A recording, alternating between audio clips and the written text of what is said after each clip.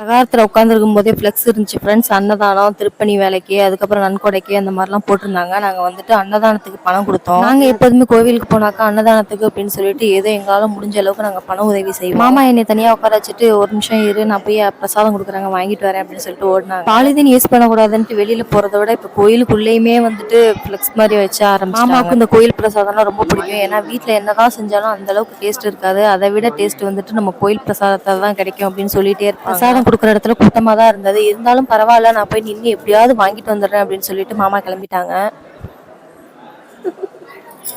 அந்த தாத்தா டைவடிச்சிருப்பாரு.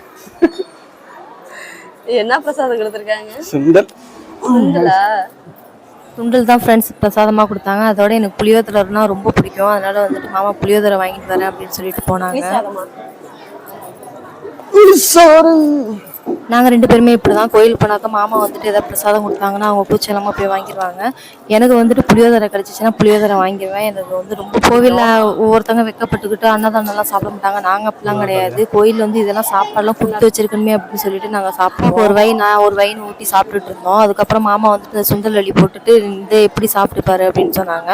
அதுவும் சேர்த்து சாப்பிட்டு பார்த்தோம். நல்லா தான் இருந்துச்சு. பிரசாதம்லாம் ரொம்ப திருப்தியாக சாப்பிட்டுட்டு அப்புறம் தண்ணியெல்லாம் குடிச்சிட்டு பொறுமையாக நாங்கள் கிளம்புனோம் ஃப்ரெண்ட்ஸ்.